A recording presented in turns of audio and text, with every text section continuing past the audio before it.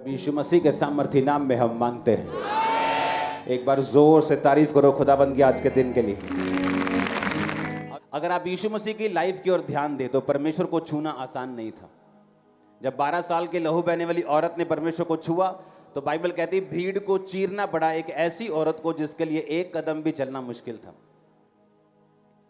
और जब जक्कई को परमेश्वर को देखना था तो बाइबल कहती है जक्कई गूलर के पेड़ पे चढ़ गया, जो चुंगी लेने वालों का सरदार था, एक बड़ी पोजीशन के ऊपर था, लेकिन यीशु मसीह को देखना मुश्किल था, इसलिए उसे अपनी इज्जत की परवाह किए बिना, आज का मंत्री लगा लो, पंजाब सरकार का कोई मंत्री, इस लेवल का वो इंसान था, लेकिन यीशु मसीह को देखने के लिए उसे पेड़ पे चढ़ना पड़ा, क्योंकि यीशु मसीह को मिलना, देखना, उससे कुछ लेना इतना आसान नहीं जितना लोग समझते हैं। आपको हमेशा एक मूल्य चुकाना पड़ता है। जहां सचमुच परमेश्वर की प्रेजेंस है उस जगह पर परमेश्वर को देखने के लिए, परमेश्वर से कुछ रिसीव करने के लिए, कुछ लेने के लिए आपको हमेशा मूल्य चुकाना पड़ता है। वो चाहे गर्मी में कई बार बैठना हो, चाहे घर में आने से पहले आपकी फाइट हो आपकी फैमिली से, चाहे सब महीना सारा सही चल रहा हो, संडे के दिन वो पैसों की तंगी हो, चाहे वो कलेश हो, चाहे वो दिमाग का डिप्रेशन हो, चाहे वो कुछ भी हो, शैतान हमेशा आपको रोकता है ताकि आप परमेश्वर की प्रेजेंस में कभी ना पहुंचे और परमेश्वर से उन चीज़ों को कभी ना ले पाएं जो परमेश्वर ने भी आपके लिए सोची और आप भी ये चाहते हैं कि आपको मिले। हालेलुया। 12 साल की लहू बहने वाली औरत अगर ये कहती कि मैं तो हिल नहीं सकती हूं, ना मेरे पास पैसा है, मैंने सारा पैसा अपना खर्च कर दिया, तो काश यीशु मसीह मेरे घर से, मेरे मोहल्ले से कहीं आगे से निकलें तो मैं यीशु मसीह को छू पाऊं और यीशु मसीह से चंगी हो पाऊं। लेकिन बाइबल कहती है उसने एक भी बहाना ना बनाकर यीशु मसीह को अपने घर से निकलकर अपने जान की परवाह नहीं की, क्योंकि वो अशुद्ध औरत थी, उसे लहू बहने का रोग था। और पुराने नियम के मुताबिक जिस औरत को लहू बहने का रोग होता था वो आम इंसानों में आकर आम बंदों को टच नहीं कर सकती थी। अगर वो छूती थी तो उसे मार दिया जाता था, ये व्यवस्था कहती थी। उसने अपनी जान की परवाह नहीं की, अपनी किसी चीज की परवाह नहीं की ताकि वो अपनी चंगाई को पा सके, क्योंकि यीशु मसीह को छूना आसान बिल्कुल नहीं। मैंने ऐसे लोग देखे हैं क्रिश्चियन कि 5 लोग हैं क्रिश्चियन, 5 को सेम प्रॉब्लम है, लेकिन एक मैंने उसमें से ऐसा देखा है जिसने अपनी प्रॉब्लम के सामने घुटने नहीं टेके, उसने परमेश्वर के सामने घुटने टेके और प्रेयर की कि परमेश्वर मैं जानता हूं, मैं ये जानती हूं कि ये दूसरों की लाइफ के लिए एक मुश्किल है, ये एक ऐसा ट्रबल है जो बिना ऑपरेशन के खत्म नहीं हो सकता, ये एक ऐसी बीमारी है जो दवाई से खत्म नहीं हो सकती, लेकिन मैं चाहती हूं कि तू मेरी लाइफ में ये काम करे। और परमेश्वर ने काम किया। वो काम एक की लाइफ में किया जिसने दुहाई दी, जो रो रो के चिल्लाई प्रभु के सामने, जिसने अपने पास्ट को, जो अच्छा पास्ट था, पिछला बीता हुआ कल, उसने चर्च मिस नहीं की, प्रेयर मिस नहीं की, रोजे मिस नहीं किए, रिकॉर्ड अच्छा रखा और परमेश्वर ने, मैंने देखा, उसे छुआ और आजाद किया। और वो 4 भी क्रिश्चियन हैं, वो भी चाहते हैं परमेश्वर मुझे चंगा करे, लेकिन अभी भी उस फाइट, उस बीमारी से वो लड़ रहे हैं, क्योंकि आपके चाहने ना चाहने से कुछ नहीं होता। आप अपने चाहने के मुताबिक क्या स्टेप्स लेते हो, क्या कदम उठाते हो, क्या विश्वास के कदम आप लेते हो, यह निर्धारित करता है कि आप हील होंगे, चंगे होंगे या नहीं होंगे। हालेलुया। अपने पड़ोसी को बोलो ध्यान से सुन। इसलिए जहां प्रभु यीशु मसीह का वास है वहां पर आपको एक्चुअल में जाने के लिए फाइट्स का सामना करना पड़ता है। जहां सचमुच परमेश्वर की प्रेजेंस है वहां पर आने के लिए आपका दिल जानता है शैतान किस तरह से आपसे लड़ने की कोशिश करता है, किस तरह आपको रोकने की कोशिश करता है, किस तरह से शनिवार शुक्रवार से उसके प्लान बनने शुरू होते हैं कि आप उस जगह ना पहुंच पाए जिस जगह सचमुच परमेश्वर ने आपको बरकत देनी है। लेकिन कुछ को मालूम है कि हमें एक प्राइस पे करना पड़ता है, खुदावंद की प्रेजेंस में जाने का मूल्य अदा करना पड़ता है, और वही मूल्य बताता है आपकी लाइफ में आगे क्या होगा। आज जितने जन खुदावंद की प्रेजेंस में हैं, आप बरकत को पाके जाएंगे, हील होके जाएंगे, डिलीवर होके जाएंगे, छुटकारा पाके जाएंगे। आमीन। ऊंचा है तो ये बरकत आपकी है। हालेलुया। जब शैतान काम कर रहा होता है तो आपको परमेश्वर के हाथ की जरूरत होती है, तब कोई नहीं बचा सकता। मैं गवाह हूं, मैं भी शैतान के हाथों में था किसी टाइम, और जब शैतान होता है तो निशानी होती है, घात होना, नष्ट होना, चुराए जा। बरकत चुरा ली गई, पहले अच्छा था बिजनेस, बिजनेस डाउन हो गया। लोग क्या करते हैं, लोग पहले परमेश्वर में सही रीति से चलते नहीं। जब सही रीति से चलते नहीं, एक समय आता है शैतान का, जो शैतान का अपॉइंटेड टाइम होता है, जो परमेश्वर ने भी अलाउ किया होता है। पहले पवित्रताई में चलना नहीं, जब समय आया कोविड के टाइम, बड़ी बड़ी चर्चेस पे भी इफेक्ट हुआ, क्योंकि अगर सही रीति से चला जाए तो कोविड हमारे बढ़ने के लिए, ब्लेस होने के लिए और आगे बढ़ने के लिए था। शैतान अगर चुराने के लिए, घात करने के लिए और नष्ट करने के लिए तैयार है, तो दूसरी जगह जीसस आपको बचाने के लिए, ब्लेस करने के लिए और जीवन देने के लिए तैयार है। अब आपने चुनना है किसके पास जाना है। आमीन। यीशु मसीह ने कहा शैतान चुराने के लिए, घात करने के लिए और नष्ट करने के लिए आता है, और मैं आया तुम्हें जीवन देने के लिए और बहुतायत का जीवन देने के लिए। तुम खुद तो बचोगे ही, लेकिन दूसरों को भी बचाओगे। खुद तो आशीष पाओगे ही, दूसरों को भी आशीषित करोगे। खुद तो खाओगे भी, दूसरों को भी खिलाओगे। आमीन। ऊंचा तो बरकत आपकी। अय्यूब की पुस्तक 1 उसकी 1 से 12। अय्यूब, ऊज देश में अय्यूब नामक एक पुरुष था। वह खरा, सीधा और परमेश्वर का भय मानता और बुराई से दूर रहता था। अपने पड़ोसी को बोलो, इस धरती के ऊपर इत्तेफाक से कुछ नहीं होता। बोलो फिर से अपने पड़ोसी को, कुछ नहीं होता इत्तेफाक से। याकूब की पत्नी जब जल्दी मर गई, तो जो उनको जानते नहीं होंगे, वो क्या बोलते होंगे, ओ यहोवा को मानने वाली याकूब की पत्नी जल्दी मर गई। लेकिन उन्हें यह नहीं मालूम था कि जब याकूब की पत्नी ने अपने पिता के देवता चुरा लिए, और जब पिता ढूंढता हुआ आया और याकूब को कहा कि मेरे देवता चुरा के लेके आई है तेरी पत्नी, तो उसको मालूम नहीं था कि कोई चोरी हुई है। तो उसके मुंह से क्या निकला था? क्या निकला था? उसने कहा था जिसके पास तेरे गृह देवता मिलेंगे वो जीवित नहीं बचेगा। एक कर्स रिलीज हुआ याकूब के मुंह से, और वो कर्स उसको लगा, और वो जवानी में मर गई। जब बच्चा जन्मने वाली थी, तो बच्चे को जन्म देते थे, बाइबल कहती वो दुहर गई, पेन ज्यादा हुई, और बच्चा जन्मते वो मर गई। और बच्चे को नाम क्या दे रही थी? वो क्या दे रही थी? क्या नाम दे रही थी? उसने कहा इसका नाम बेनोनी, यानी दुखों का, सौरों का बेटा हो, दुखों का पुत्र होगा, क्योंकि मैं इसको जन्म देते देते मर गई हूं। याकूब की एंट्री हुई। उसने कहा क्या नाम रखा? कहते इसका नाम है दुखों का बेटा। उसने कहा नहीं, इसका नाम होगा बिन्यामीन, दुखों का बेटा नहीं, सुखों का बेटा, दाहिने हाथ का बेटा। उसने नाम चेंज किया। पता है क्यों? अगर शैतान, आपको मालूम है कि वो चुराने, घात करने और नष्ट करने के लिए तैयार है, आपको उसका टारगेट मालूम हो गया कि शैतान का टारगेट है मेरी लाइफ में घात करना, नष्ट करना और चुराना। हर अच्छी चीज को वो चुराना चाहता है, घात करना चाहता है, नष्ट करना चाहता है।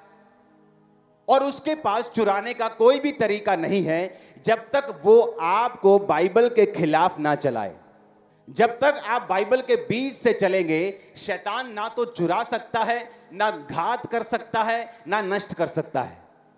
और शैतान को मालूम है अगर मुझे घात करना है, मुझे नष्ट करना है, मुझे चुराना है, तो मुझे इस औरत को, इस ब्रदर को इस वचन से बाहर लेके जाना पड़ेगा, जहां मैं इसकी लाइफ में चुरा सकूं, घात कर सकूं और नष्ट कर सकूं।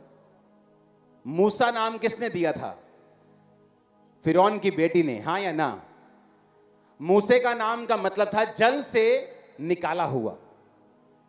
और अगर आप ध्यान से मूसा की लाइफ को स्टडी करेंगे, तो मूसा की परीक्षा, जिसके कारण वो कनान देश में एंटर नहीं कर सका और प्रभु उससे नाराज हो गए, तो वो भी जल के पास था, जहां परमेश्वर ने कहा था होंठों को खोल और बोल कि जल निकले इन पहाड़ों से। लेकिन उसने पिछली तरह की बार सोटी मारी, जल से निकला हुआ जल में ही फंस गया, क्योंकि उसके नाम में ये सारी प्रॉब्लम थी। अय्यूब, इब्रानी भाषा का 347वां शब्द। अय्यूब का मतलब है हेटेड, यानी एक ऐसा व्यक्ति जिससे नफरत की जाएगी। अय्यूब का नाम ये नहीं मालूम उसके माता पिता ने कब रखा, लेकिन बाइबल ये बयान करती है कि अय्यूब एक धर्मी, उस वचन को पढ़ेंगे, खरा, सीधा, परमेश्वर का भय मानने वाला और बुराई से दूर रहने वाला बंदा था। तो वो कौन था? खरा। खरा का मतलब होता है कंप्लीटली परफेक्ट, जिसे परफेक्ट आदमी बोलते हैं, जो गलती नहीं करता। खरा, परफेक्ट, कंप्लीट परफेक्ट आदमी, जीसस क्राइस्ट जैसे थे, पौलुस पतरस जैसे चलते थे अच्छी तरह। जीसस तो सबसे ऊपर थे, लेकिन चेले भी बहुत अच्छी तरह चले। खरा, सीधा, परमेश्वर का भय मानता और बुराई से दूर रहता था। अय्यूब के जीवन में बरकत थी और बाइबल कहती है पूर्वी देशों में वो सबसे बड़ा हो गया। उसके इतने हजार भेड़ बकरियां, सुनेंगे आगे क्या, 7,000 भेड़ बकरियां, 3,000 ऊंट, 500 जोड़ी बैल, 500 गधियां, दास दासियां, इतनी संपत्ति की पूर्वी देशों में वो सबसे बड़ा था। परमेश्वर के सामने खरा था, भय मानने वाला था, डर मानने वाला था। उसकी वजह से उसकी लाइफ पे बरकत भी थी। बरकत क्या थी? प्रॉपर्टी इतनी बढ़ गई, गधे, गधियां, बैल, खेत, संपत्ति, नौकर चाकर, सब कुछ, बड़ा आदमी बन गया। पूर्वी देशों में सबसे बड़ा था। रीजन ये था क्योंकि वो परमेश्वर का भय मानने वाला और खराई पे चलने वाला, बुराई से दूर रहने वाला इंसान था। लेकिन उसके नाम में एक गड़बड़ थी। उसके नाम का मतलब था हेटेड, ऐसा व्यक्ति जिससे नफरत की जाए। आप रोज एक पुल से होके गुजरते हैं, हाँ, आप रोज आंखें खोल के अच्छी तरह से पुल गुजरते हैं।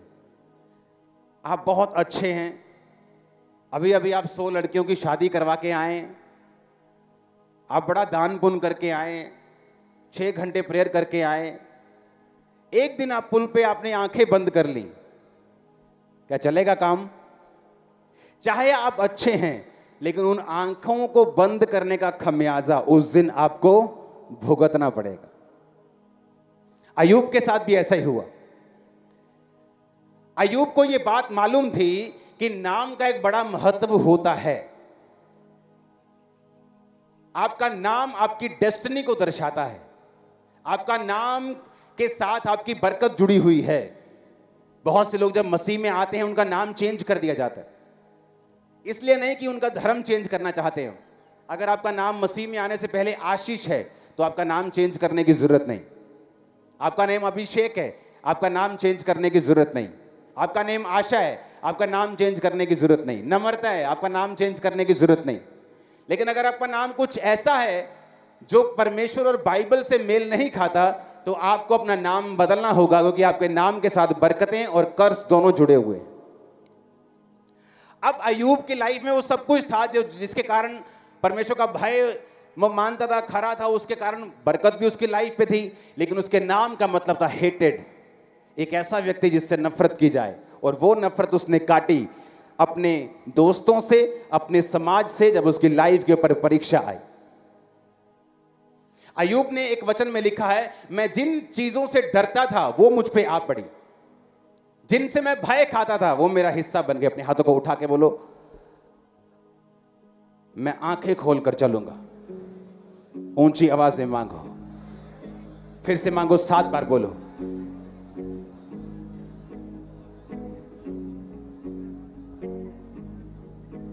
बोलो बोलो बोलो, सब साजी बोलो, सब क्वायर बोलो, आमीन। अब अय्यूब की लाइफ में वो हुआ जिससे वो डर खाता था। एक आदमी था बड़ा धर्मी, और वो एक हॉस्पिटल में काम करता था। और उसका काम था जितने किडनी वाले पेशेंट होते थे जो डायलिसिस करवाने के लिए आते थे, उनको असिस्ट करना, उनका डायलिसिस, उनको मशीन पे लेके जाना, प्रॉपरली डॉक्टर के साथ उनका डायलिसिस करवाने में उनकी हेल्प करनी। तो वो मन में सोचता कि यार मेरे को जिंदगी में कुछ भी हो जाए लेकिन कभी किडनी मेरी फेल ना हो।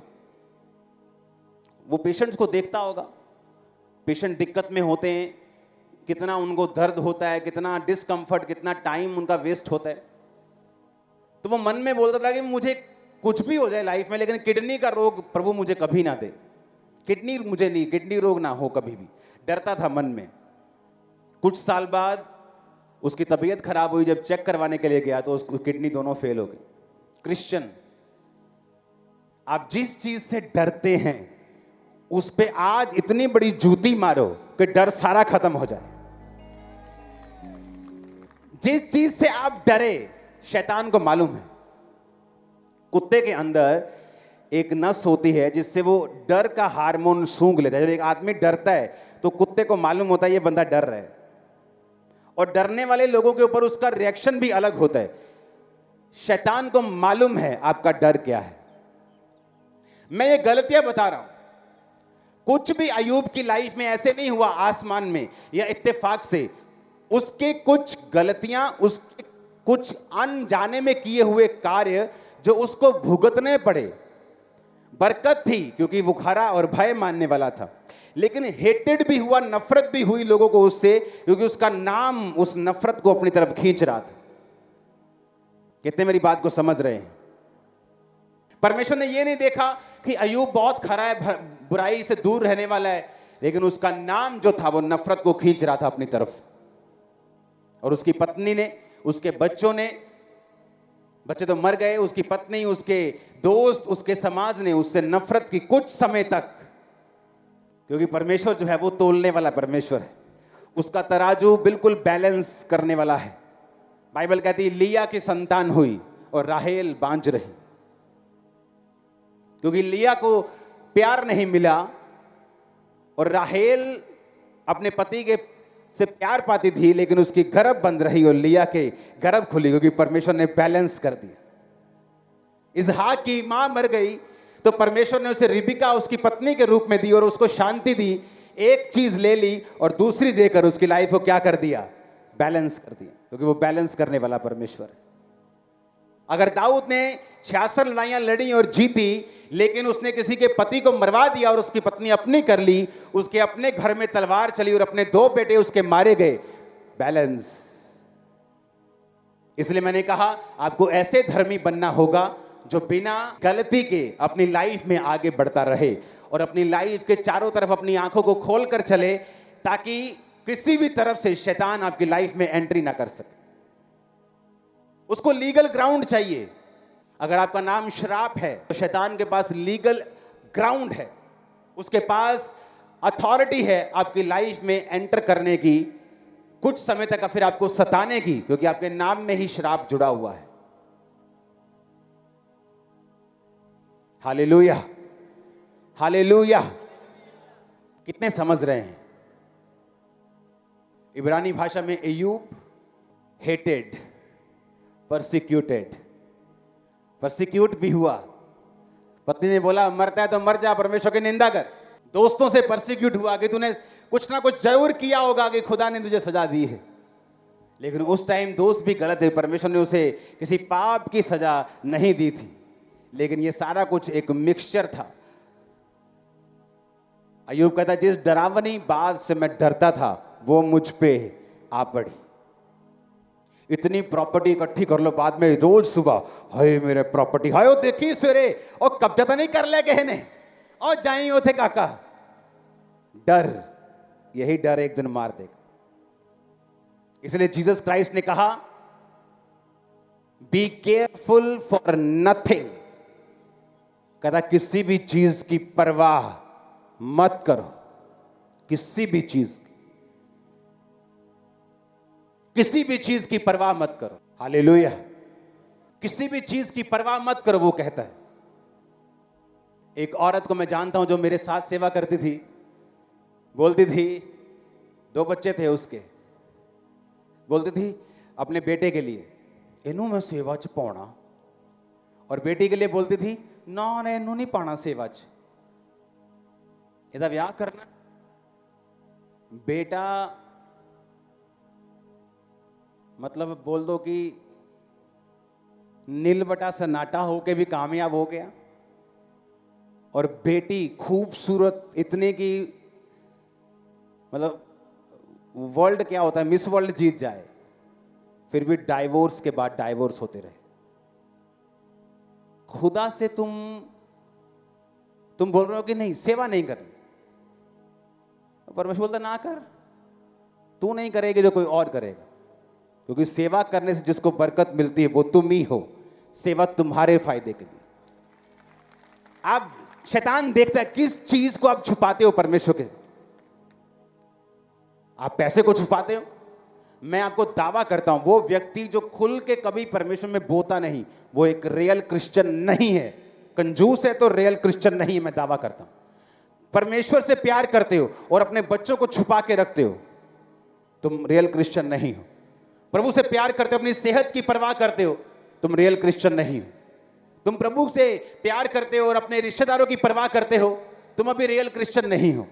रियल क्रिश्चियन को वचन कहता है बी केयरफुल फॉर नथिंग। किसी चीज की परवाह मत कर, मैं तेरे साथ खड़ा हूं। तू बच्चे देगा, मैं तुझे बरकत दूंगा। तू पैसा देगा, मैं तुझे बढ़ाऊंगा। तू अपना शरीर देगा, मैं तेरी सेहत को ब्लेस करूंगा।